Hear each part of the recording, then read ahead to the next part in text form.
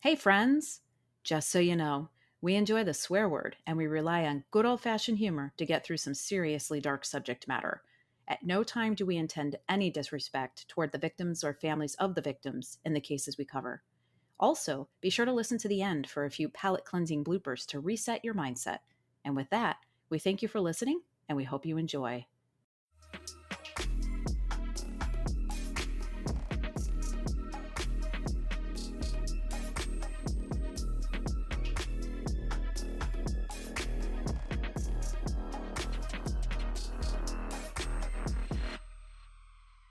Hello, friends. Welcome to Crime Will Tell. I'm Jamie. I'm Carrie. How you doing? I'm okay. Rumor on the street is this is going to be a sad one. Yep, you're correct. Yeah. I just gave you a heads up. Yeah, it's fucking sad. So you have some bourbon to I cry have my into. tumbler. Okay. Cheers. Cheers. Cheers. Clink. Clink. Yeah. Okay. Mm. Sorry, before we get into the case, can I just do a quick shout out? Yes, ma'am. Okay, so I just want to do a quick shout out to one of our straight up OG fans. Yes. Since day one, she has been listening. She's been actively like broadcasting to anyone who will listen to be like, hey, will you listen to this? You should listen to this. This is a really good podcast. You should Aw. listen to this. Oh, you like true crime? Oh, you should listen to this. Yeah, her name is Kate. Hey, Kate girl. Holla. And I got a chance to, she doesn't live in our state, and she was here visiting. Aw. And I got to see her and spend time with her today. And it was really, really fun and exciting to see her. And yeah, and she's just very excited and just full of enthusiasm for our podcast. And it was literally like, hey, when is your next episode coming out? Aw. Yeah. Kate. You're Just wanted to awesome. say, Kate, thank you. Thank you for telling everybody that'll listen to you to listen to us. And thank you for always listening Yeah. and being an OG fan. That's awesome. Thank you, Kate. Thank you for letting me do that shout out. I just wanted to say Fuck yeah. it was really good to see her today. That's awesome. Yeah. On that fun, happy note, let's get into some serious sadness, I'm shall gonna we? bring it way down. Way down. All right. This case is another one about greed. This is just kind of a running theme, it seems, Greed. in murder cases. And a band of greedy assholes who do bad things. It also ties in like complications caused by someone doing their job very poorly, and then other people going above and beyond to solve this case. Okay. But there is a huge, huge trigger warning for this case. Oh. All of our episodes, of course, have stories about murders, but this case actually involves the murder of a very young child. Ugh. So I just want to be very clear about that before we get going. And if this case is too tough to listen to, that is totally understandable, and we'll hopefully catch you on the next one. But I just wanted to throw that out there before we got started. Okay. Duly noted. So, on the morning of July 6th in 1979, two women went to the house of Diana Wanstrath, which was in a quiet, upscale neighborhood just outside of Houston, Texas. A neighbor whose name was Janice and her housekeeper had gone over to the house because they were going to help Diana prepare for an anniversary party that she was having. So, they were just going to kind of help her clean up and get prepared for this party. But when they got to the house, they knocked on the front door, got no answer. So they kind of just felt like something was up, just something was off. So they ended up going around to the back of the house and went to the back door, which was unlocked. So they went ahead and just went into the house. And when they got inside, they found Diana curled up on the floor of the den and obviously had a gunshot wound to the head. Her husband, John, was also in the den. He was dead in his chair, like his lazy boy. Oh. And to add to the devastation, the housekeeper went to the nursery and found Diane and John's 14-month-old son, Kevin, dead in his crib. Oh my God. So the whole family wiped out. Yeah. And Kevin, Oh, the baby, God. had been shot in the back of the head. Obviously, these women were just absolutely horrified and ran out of the house and went to call police. I can't even imagine finding a scene like that. Yeah. Jesus. So, Detective Johnny Bonds, who was with the Houston Police Department, That is a isn't great it? Isn't name. that fantastic? And Yeah. he's like just this like big bearded guy. And the interviews that I saw, I was like, oh my god, I love this dude. But so he was the detective assigned to this case, and he was actually absolutely crucial in this case getting solved. He is a badass. I want to give him like the biggest hug. He had the stick-to-itiveness, huh? Yes. And this case like haunted him from the moment like he stepped into the crime scene, especially because of the death of Kevin. He said the image of him lying, in a pool of blood in his crib next to his favorite teddy bear was like forever burned in his brain. And he had a picture of his son at the same age and said that they could have been identical twins. Oh my gosh. Well, and also, like, having an image of like, looking at a crib and seeing blood, Yeah. that though they don't go together. Mm-mm. It's very jarring. But he said that he kept So the picture of his son and of Kevin on his wall until the case was solved. Those were mm, like his motivation. mhm. So when detectives first came on the scene, it became clear pretty immediately that robbery was not a motive. There was no forced entry into the home, and nothing of value seemed to be missing. So initially, police thought that the scene appeared to be a murder suicide, which would make sense. I mean, just kind of at first Mhm. glance. They assumed that John had murdered his wife and son and then had killed himself. But as detectives were kind of looking around for a murder weapon, there was no gun found at the scene. So they 'Kay. looked around the chair he was sitting in, but there was nothing near it. So they had to wait for the medical examiner to come and move the bodies, and they just assumed that maybe the gun had fallen like down in the chair or was under it Yeah. or whatever. So they're like, "Well, we'll get there." So they were kind of waiting on that, and as they're doing that, the crime scene investigators found a slug in the wall in Kevin's room, and it went through the mattress of his crib and into the sheetrock on the wall, and it was a hollow point 22 Magnum slug, and it was completely intact, which is pretty rare. I don't know shit about guns or bullets or whatever, but apparently that's really rare because a hollow point shell is designed to just like shatter when it hits something. Yeah, aren't they known as, like, the cop killer? Like, because 'cause they're designed to do, like, super major Yeah, it's almost damage? like a shotgun blast. Once it gets inside you, it just like Yeah. tears everything Just like apart. yeah. But because the slug was intact, they were really hopeful that like a ballistics test would at least lead them to a murder weapon. And but this was like really the only evidence that they found at the scene. Detectives interviewed neighbors to see if, they'd seen or heard anything, but the bodies were actually found on July 6th. So this was right after the 4th of July holiday. And of course, Americans fucking love fireworks.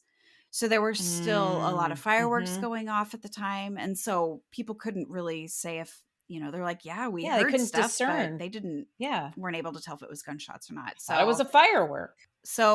everyone that police interviewed described John Wanstrath as just a super kind man who loved his wife and adored his son and would not be capable of hurting either of them. He was just the guy that he had no enemies. He was really well liked and respected by just anyone that knew him. And God damn it, Diane and John were both described as Dirty Diane! Diana. Ah, little ditty about Jack and Diane.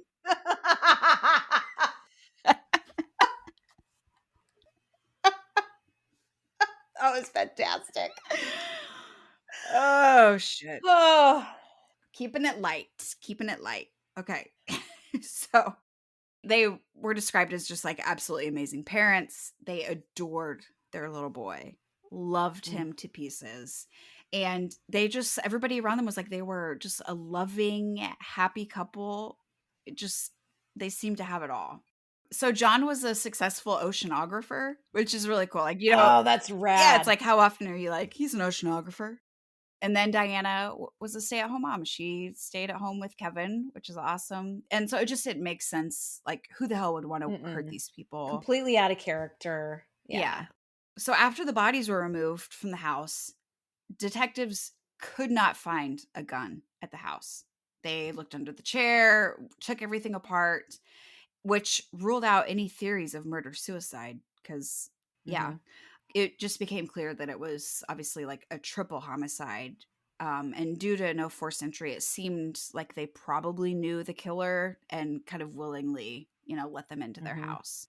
Like they were specifically targeted. Yeah, yeah. And I mean, and John was just sitting in his chair.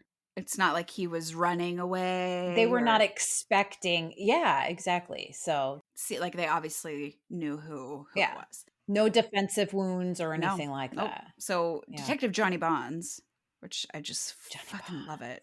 I Bonds. want a Johnny Bonds JB. shirt. I need it. He learned that That's that fantastic. Diana had a phone conversation with her brother, whose name is Markham Duff Smith. Markham Yeah, Duff Smith or Markham Duff Smith? Which Markham one? Duff hyphen Smith. His last name is Duff Smith. Got it.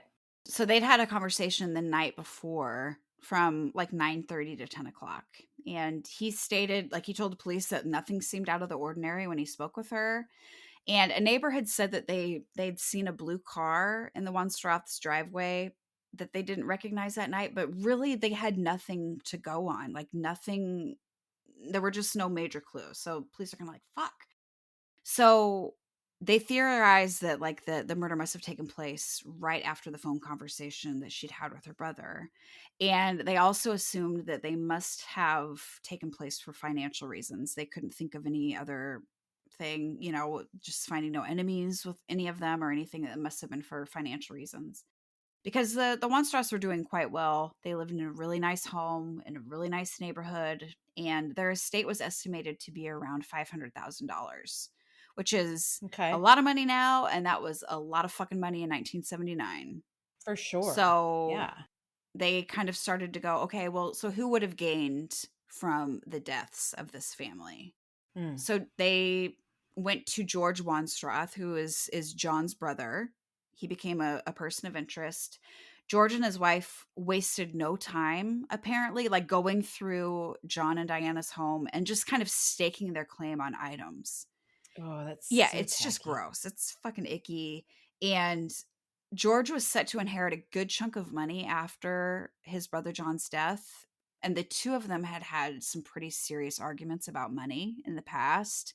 They had John and George yeah, yeah. did? So these brothers. Okay. And so they had a very wealthy aunt who had left them both an inheritance, and they had like a disagreement recently about this money. I think she was part of like the Exxon money or something, Oh, like there was some shit. like oil money that she was in. So they probably had a pretty good Okay. inheritance. And so George was brought in by police for questioning and seemed really just genuinely shocked and upset by the murders. He was also super cooperative. He passed a polygraph test, and they discovered that he was actually also in Mississippi the night of the murders. So he was like cleared pretty damn quickly as a suspect. He was just a shithead for wanting his Mm, brother's mhm. stuff right after he was Yeah. killed. It's very Yeah, lowbrow. scumbag. So, since very little evidence was found at the crime scene, police were really hoping to learn a lot from that slug that was found at the house. And ballistics tests determined that the bullet came from one type of gun, which is Mm. rare because Wow. usually you'll get like a list of, Like, you've narrowed it down to a yeah, like few. 10 models or whatever, but it was like very specific which gun this came from, but they just needed to fucking find it. But it was something. It was like Interesting. narrowing a little bit. So while detectives were trying to figure out who murdered the family, the county medical examiner concluded that Diana Wanstrath had killed her husband and son and then shot herself. Whoa. Okay, so flipped Yeah, it. what appeared to be an obvious triple homicide, the medical examiner was like, nope, this was a murder suicide. Uh She killed Kevin and John and then turned the gun on herself. yeah, but with what? How the fuck did she do that? I was gonna say there was no gun found at the Exactly. crime There scene. was there Okay. was no weapon. And did the medical examiner say why he or she came to this Yeah. conclusion? So the decision was primarily based on the death of Diana's mother, whose name was Gertrude Zabolio, another fucking great name. Yeah, that's a good So name. she had killed herself 4 years earlier. And so the medical examiner authorized what he was what he referred to as a psychological autopsy, which basically led him to assume that like the depression that had caused Gertrude to take her own life was passed down to Diana. And that Um, yeah, so he theorized that the stress of motherhood was just too much for Diana to handle, and that she killed her husband and her baby and herself, um, simply based on are the suicide of her mother. okay. Yeah. Okay. So I'm gonna take a quick sip of this delicious bourbon Yeah. right here. Samesies. And Aren't medical examiners supposed to come to conclusions based on fact that they are able to yeah, deduce evidence, during not theories. autopsy? Yeah. Mhm. Okay, okay. Yep, yep, yep. So we're on the same page Yeah, there. oh, for Okay. sure. So yeah, there was no mention of like gunshot residue on her hands or, that she, nothing. It was just like, nope, she was probably suicidal because her mom committed suicide. So she did this and then someone took the gun, I guess. Anyway, Well, this was in 1979, and perhaps maybe the medical field wasn't as advanced then, yeah, certainly as it is now. it also requires a little common fucking sense. I mean, And I feel like there was yeah, I'm none. trying to see it from like the medical examiner's side. Do you know what I mean? Yeah, Like, I'm just there must be something that we're not yeah. seeing, I don't maybe. know. I don't know. So he concluded it was a murder suicide by Diana. Yeah.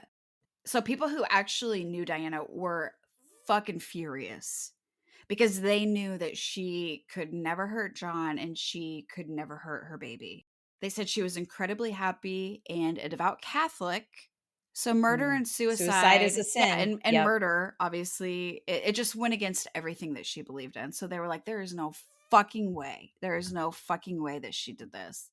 And they're pissed because obviously like now she's just being pegged as this like monster when they knew that she wouldn't have been capable of it. Well, and with the medical examiner's ruling, doesn't that like handcuff, pardon the pun, the cops too? Yeah, so actually, yeah, so I was kind of getting to that because of that ruling, like he had concluded that like an unknown party must have come in and grabbed the gun and like it just didn't make any sense. But based on that determination, the murder investigation ended. But Oh, friends of the man. Wanstraths called and begged Detective Bonds. They were like, "Please continue this investigation." And they didn't want Diana to be defined as a murderer, and they of course wanted like the actual person responsible to be held accountable and for the truth to be uncovered. But the medical examiner was very well respected and he had very strong political ties, which Oh, added fuck. even more dimensions of bullshit. So Detective Bonds was basically just told, like, you need to back the fuck off and just leave the ruling of a murder suicide alone. And the case was closed. Unfortunately, like, this is such bullshit. When he refused to stop fighting, like for the case, he was actually transferred out of homicide to internal affairs, which is like, Wow. it's like where, As far away from detective work as yeah, you that's can like get. where you got in trouble. So you got to go to IA. And he was really, really close to losing his job because he was like, this He was so this doesn't make passionate any about it. sense. But he ended Oh up my making gosh. copies of all the case files and he kept working on the case in his spare time. That's right, Johnny He just B. wasn't going to let it go, and like I said, he still had the pictures of Kevin and his son that were just like motivating him. He had a gut feeling Yeah. like it's not a murder suicide. So he's kind of still working on it, like on the side. And he ended up getting a huge break in the case when he received a call from a guy named Rick Nelson, who was a reporter with the Houston Post. But so Rick called and he's like, "Yo, what up, nerd?" He probably didn't say that, but that's how I start calls. And he's like, "I have some information on that Wanstrath case that you're working on that you might be soups interested in." And so And Detective Bonds is like, Johnny B was "Fucking hit like, me let with me it." sit Yeah, down. yeah. Let me Yeah. get my pen, bitch. It's my notepad.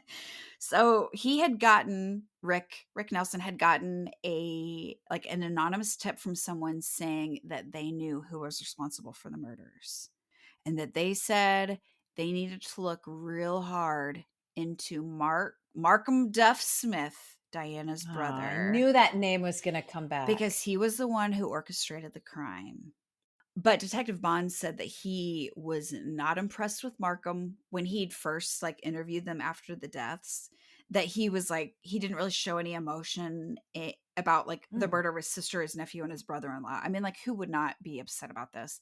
And he also just kind of seemed like he was inconvenienced that he had to make time Oh, to talk to detectives and just was like, "Can we wrap this up?" So he just sounds wow. like he was a real dick, and Detective Bond's just there was something about him that he was like, mm-mm, and he started looking deeper into Markham, and what he discovered was not great.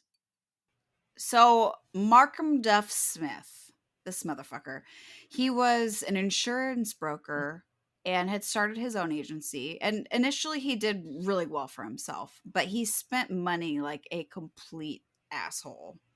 He bought expensive clothes and luxury cars and went on fancy cruises, and it all eventually caught up with him and basically found himself completely in debt in 1975.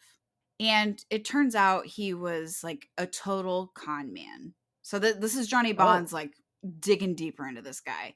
And so he was scamming like his insurance clients. So basically he would ah, sell insurance policies, but he would make the initial down payment himself.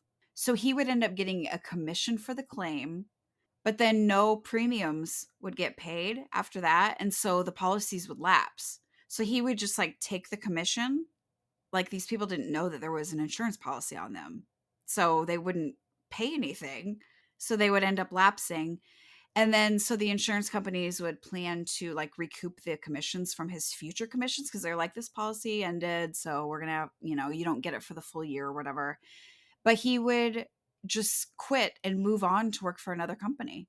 so he would open these insurance policies for people, but they didn't Yeah, know that so he was so I opening would these open insurance one, policies. like, Oh, under okay. you, but I would make the payment. And you wouldn't, I wouldn't know because I wasn't the one Yeah, opening and so it. then I would Got get it. commission, and then you wouldn't pay because you didn't know it fucking existed, So then it go to but I default. still have the commission, and so then as these insurance Hmm. companies are starting to be like, "Okay, well, we're gonna have to, like you're gonna have to give us that back, we'll just take it out of your future pay," then Then he would he would leave. just leave and move on. Shyster. Just yeah, a dick. So as Detective Bonds was like uncovering all of his like of Markham's like just scamming bullshit, he discovered that there was still an active claim, the only one that hadn't lapsed, and it was for John Wanstrath that had been purchased 7 months before he was murdered. So he pulled. So he opened one for So John, Markham opened one for John. I didn't know this, but right, he was making the payments on it and kept it because he was kept it open. planning It was to the only one kill that he him. kept active. Oh, I believe it was like a $250,000 claim, and someone had been making payments on it, but it wasn't John. So Detective Bonds was like, pretty sure that this is Markham doing his same old shit, but for his brother in law. And that he had obviously been the one making these payments. And he learned that Markham was Diana's only living relative. So he would be getting at least half of the Wanstrath estate right. plus the life insurance for John. So this fucker stood to Oh my make God. a lot of money off of their deaths. So then why did he take the insurance policy out on John and not Diana? Probably because he already knew he would get the estate in her name. Okay. I mean, who knows? Or maybe. Because he would only get half the estate, but he would get the insurance policy payout on John, Mhm. which would kind of make up for the other half of the estate. Right. Got it. Yeah. Got it. I'm tracking. So Detective Bonds thought he's like, he has to be responsible for these murders, but just needed to find the evidence. So he was like on a mission. So they went to go speak with Markham, and he told detectives that he'd been home with his wife Cindy the night of the murders, and she vouched for him. She took a polygraph and passed, and confirmed that he'd been with her, and that he couldn't have been the killer. So even though something just wasn't sitting right with Detective Bonds about Markham, he still had no evidence that he could take to the DA to file Yeah. charges. Then there was also that bullshit ruling, of the murder suicide from the medical examiner. And so just months were going by with no new evidence. But Bonds just kind of kept his eye on Markham. He was like, I just something about that fucker. I just don't like it. And so it was like more than a year after the murders at this point, and he learned that Markham had divorced his wife Cindy Ooh. and moved into a mansion with his best friend Walt Waldhauser. What? Who does that? These two ding dongs were just like living in this house, like blowing through money like crazy. It's not like he got $400 million. Right. He only got like But 500,000. he was really good at spending money he didn't have. So I think he Oh yeah, probably, that's true. Okay. it's like buy a mansion, but you don't make payments. So we're just going to fucking ride it out and live like kings. Sure. Just idiots. Idiots. Holy moly. There's a radar, I- Markham. Stay under it. exactly. Well, I think people like that also get cocky. Oh, yeah. It's just like I'm untouchable. Nobody, Hmm. it's been a year at this point. They're not on to me. Look, I killed 3 people and I got away with it, and I got an insurance payout, and I got half of an estate. Look, I'm Yeah. untouchable. I'm so smart. Yeah. Cops can't catch Oh, me. yeah. And just wait. Just wait. Mm, This guy. So Detective Bonds got the idea. He was like, you know what? I'm going to go talk to Markham's ex wife. yeah, he is. And so he told her about the insurance scams and girlfriends. Like, I think Markham had been diddling on the side, and he'd taken out credit cards in her name and then maxed them out and not paid them, and like had absolutely destroyed her credit. And Oh my she didn't god. really know any of this. So he was thinking that he could kind of get her to turn on this asshole. But even after hearing all of that, she was just like, I don't think he could be responsible for the murders. And she ended up asking Detective Bonds to leave. She was like, please Mm, go. So she was just kind of like, no, no, no, no, no, no. I mean, but like, honestly, who wants to believe that like their spouse could I kill wouldn't. their family? Yeah. You don't want to face the fact that you might have been married to somebody that could be a Oh, for murderer, or that sure. you were so, like, your judgment of character was off, or you didn't see it. It's Right. almost like it has nothing to do with Markham, it has everything to do with Cindy, Right. right? Or that could have happened and she would have had no idea that No he was idea. Like, scheming that's and planning all of that. Like, scary. yeah, Yeah, that's exactly. really And all of the, like, fucking fraud that he was doing behind her yeah. back. So I think she probably just needed some time to process and just be like, fuck. Yeah, because that's a big thrown for a loop Yeah. thing. So she just took all that info he gave her and then she ended up calling him back.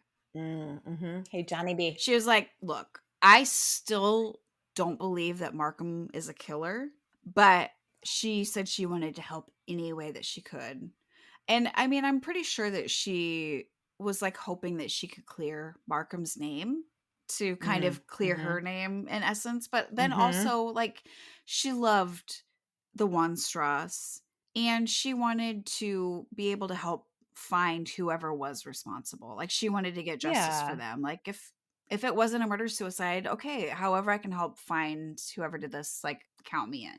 Yeah, maybe she was approaching it in the terms of, "You know what? I don't believe that he did it, so let's go ahead and clear him, Yeah. and, like, how can I help?" So she just was a good person and wanted to do the right thing.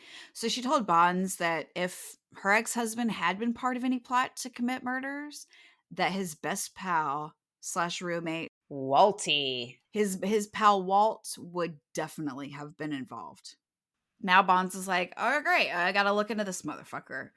So Walt Waldhauser, I'm not sure what his parents were thinking. So Walt Waldhauser was like an incredibly smart guy, but the kind of smart Oh. guy that like chose to scheme and be like a criminal and a Use his smarts for nefarious yeah. Other ways. than being a Ugh. productive member of society, he chose to be a shithead.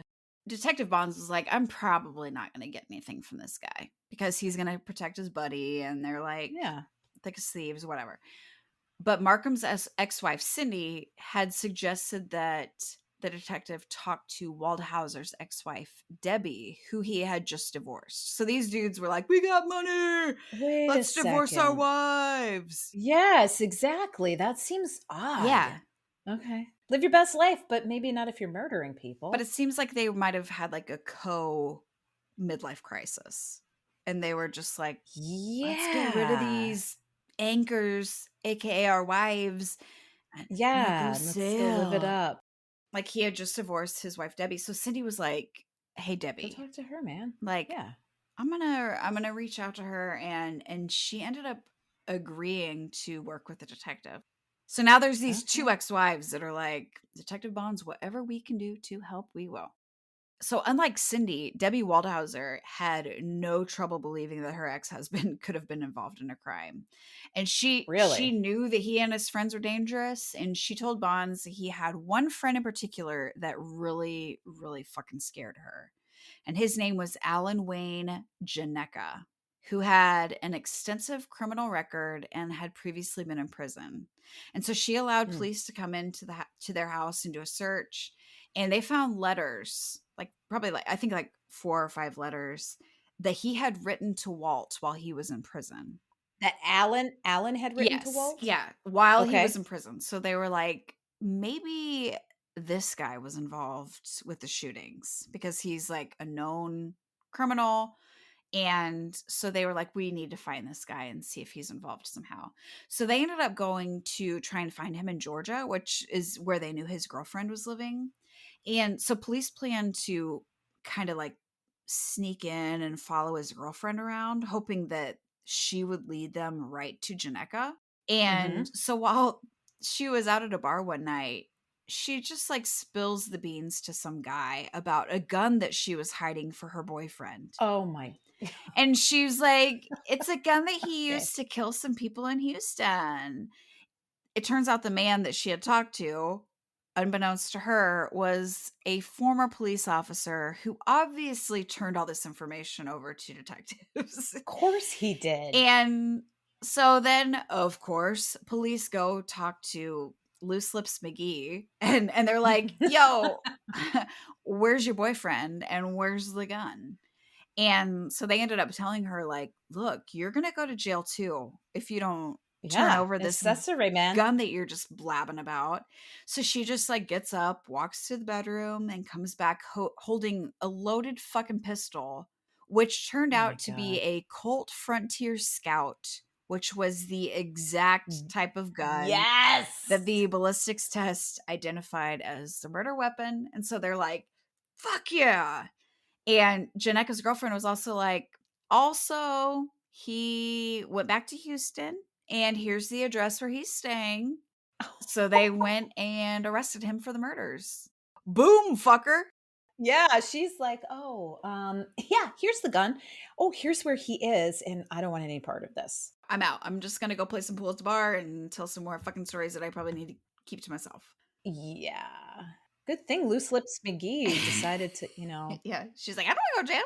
tell stories. Yeah. I'm too chatty for jail. Johnny B was probably spanking the air. He was so happy. Well, and this was like his Oh my partner that had god. gone down there. So his partner was like calling him from Georgia, like, dude, are you like, guess fucking what? So Exactly. I'm sure Yeah. he was back in Texas, like, thank you, Jesus. Yeah. So once they had him in custody, Alan Janeka like completely confessed to the murders. And Oh, yeah, so he was like, he didn't even put up a no, he was fuss. just like, yeah, I did. It Yeah, was it was me. me. But he told police that Walt Waldhauser had been with him the entire time at the Wanstrath house the night of the murders. He said that they drove to their house around 9 o'clock and knocked on the door. So John and Diana actually knew Walt. So they let him in. They're like, hey, come on in, And so they were like sitting and chatting. Janeka was on a couch across the room from John and Diana. Like John was in his chair. So they were just kind of sitting there chatting until Waldhauser signaled to Janeka, just kind of nodded at him like it's time. And it was like the cue for him to begin the Oh attacks. my god. So he stood up and like walked across the room, walked up behind John and just shot him in the back of the fucking head. Oh my god, and Diana was sitting there going, Yeah, so she "Oh my ends god." up, I'm assuming, jumping up. Yeah. So Waldhauser held her down on the Oh ground my while Janeka shot her. And then Waldhauser went to the nursery and was like, and then made Janeka follow him. And he told him to, quote, get the kid.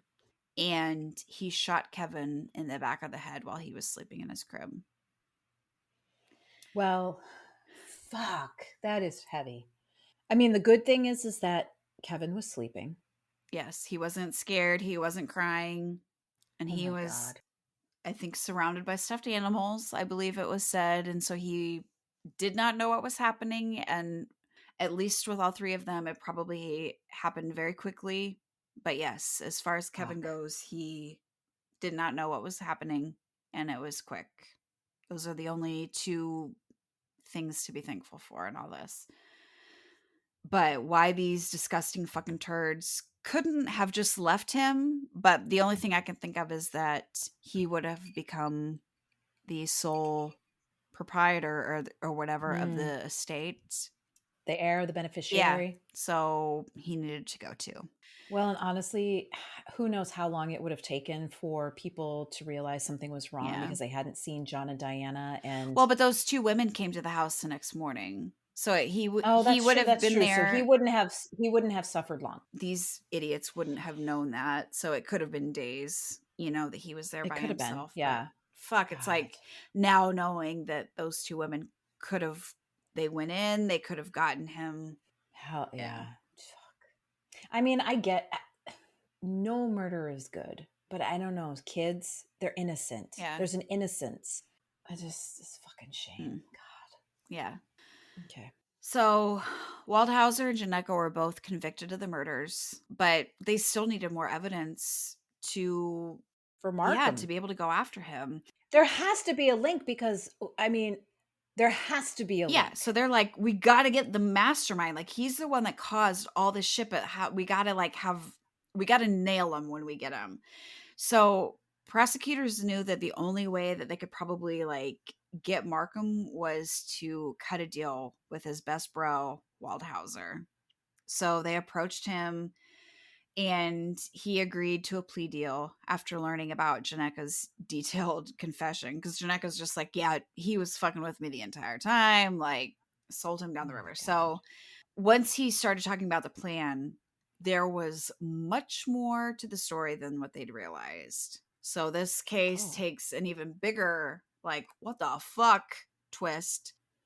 So remember I had mentioned previously that Markham and Diana's mother had committed suicide 4 years before the yes. murder?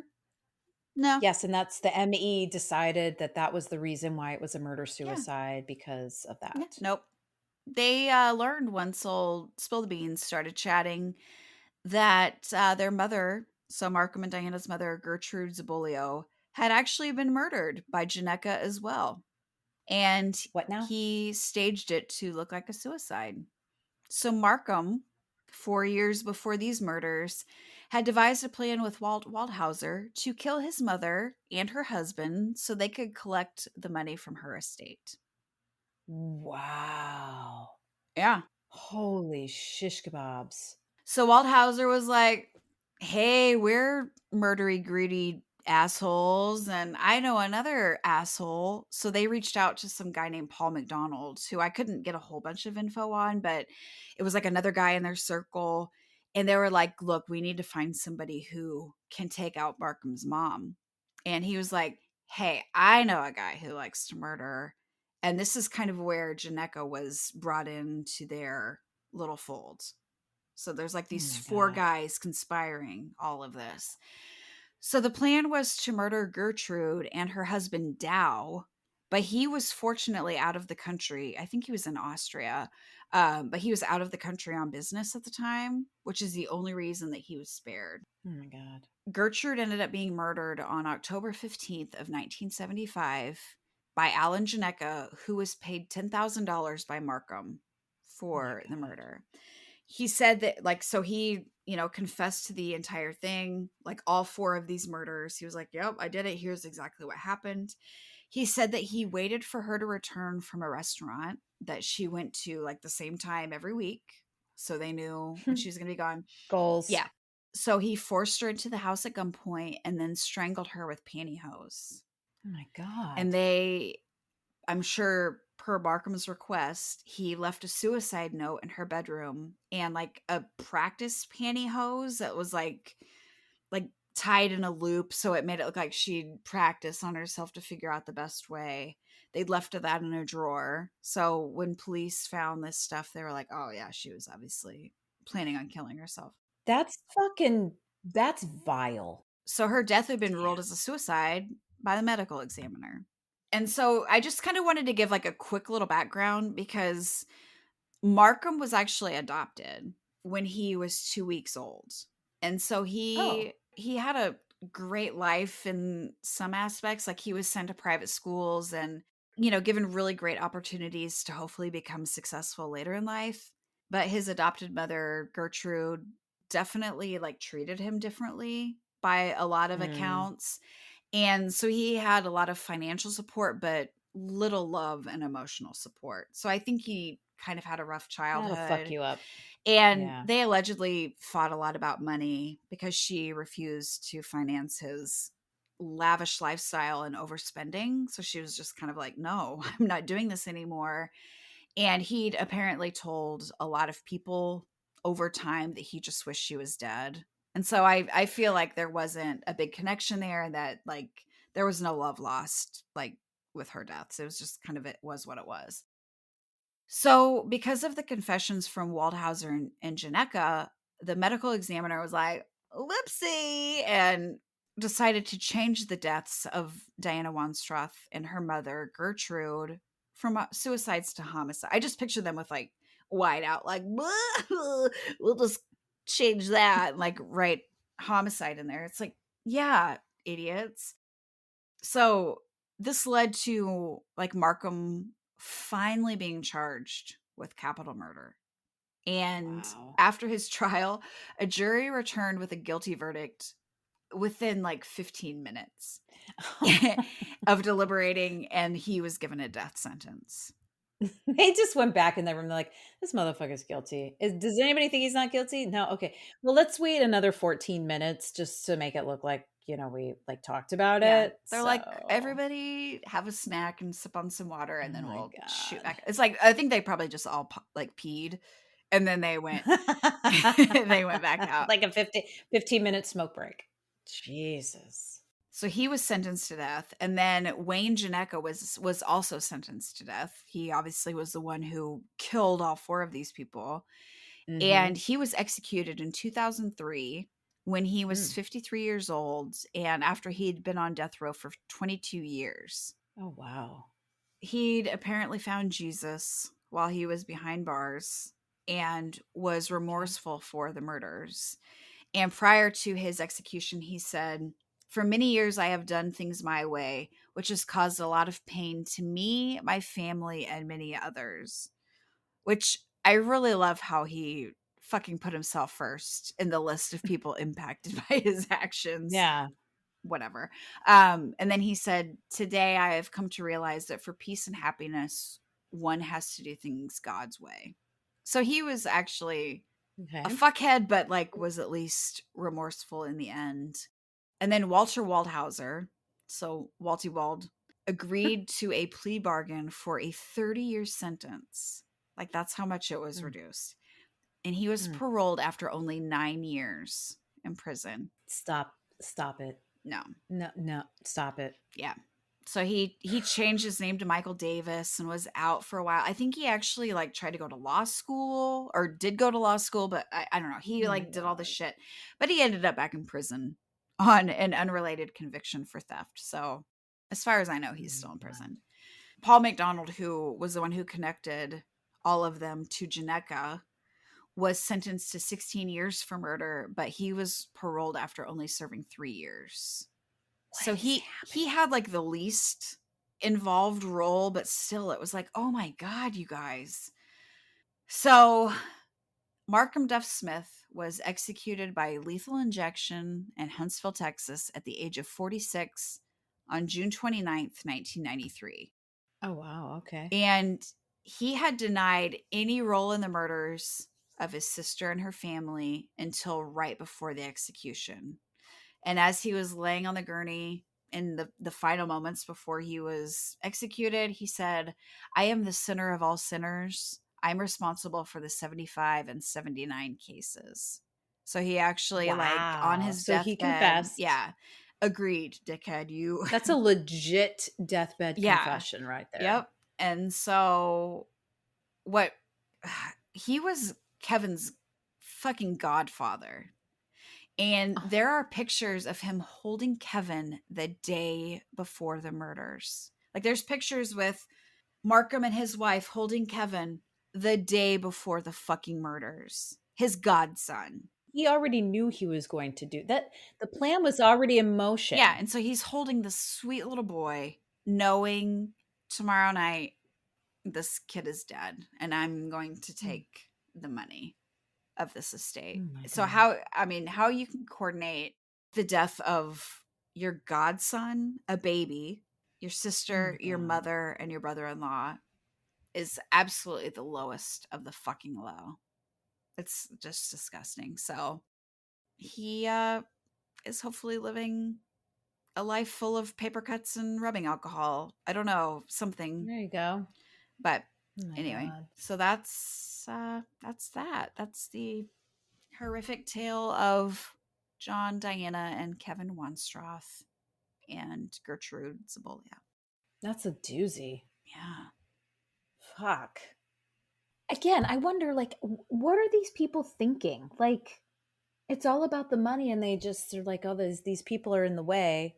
Forget the fact that this is my mom and my sister and my brother-in-law and my nephew, and I'm just gonna kill him. I just want the money. I don't give a shit about them. He was married too. Like, Hmm. is he capable of love? And that's where, like, the human, like, humanity gets complex, right? Yeah. Because I think, I mean, you think about, like, maybe he could love, but compartmentalized love. I don't I know. don't know. I don't know, but it's just It's foul. that's He killed his mom, got a buttload of money, and then burned through the money, didn't get caught, nobody suspected anything. and what did that teach him? It taught him, oh, I can kill and get money. I'll burn through it and I'll just kill I'm again. my sister's only living relative. So if I take out her and her family, then I get access to all their wealth. While I'm at it, I'm going to go ahead and take out an insurance policy on my brother-in-law so I can get quote unquote de facto his Yeah. half. And if he hadn't been caught, who's to say he wouldn't have just picked a rando victim and taken an insurance policy out on them and, like, Yeah. It may have killed been his them? best buddy, Walt. Yeah, because he has no loyalty, Yeah. clearly. Oh my God. Thank God. Thank God for Johnny I know, Bonds. right? He is a savior. Holy hell. I have a lot of respect for stick to itiveness. Yeah. A lot of respect. If it's funneled in the right way, Yeah. right?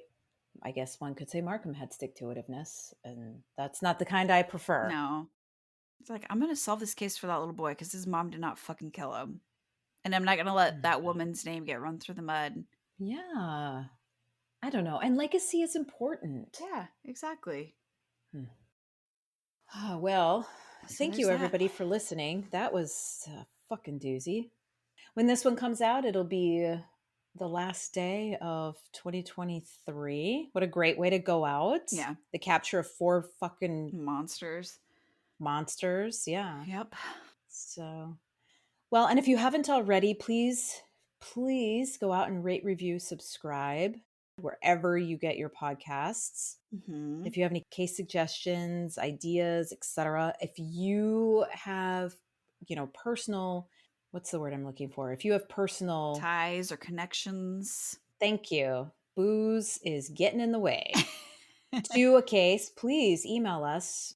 We'd love to hear about that and research the case. Yeah. Email us at crimehotelpod@gmail.com. Yeah. We're always looking for case suggestions. And if you have Yeah, a tasty bourbon that you could suggest, or tasty that's beer, right. or Yes. anything, Yeah. that would be great too. We want to know what you guys think. So follow us on Instagram, Facebook. Tell your friends, tell your family, tell your coworkers, tell your loved ones. Send an email to everyone on your list. Yeah, it's like, just fucking spam them. Yeah. Take out a billboard, whatever you have to do. Tell everyone. Shout it in a meeting, whatever. Anyway, okay. And with that, Goodbye, Carrie. goodbye, Jamie. I really like the way your hair smells.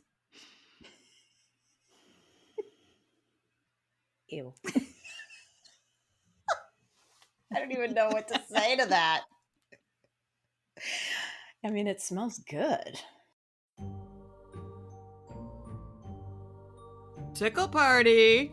Not that kind of tickle party. Everybody seemed fine. What is happening there? The fuck is that? I wanted some cookies. Don't get it on your feet. It's gross. Let me just finish chewing. Do you need a lozenge? Are you okay? That's so sweet. Did you say butt buddy? Don't ask me that shit. I don't know. Okay. I don't intend to offend.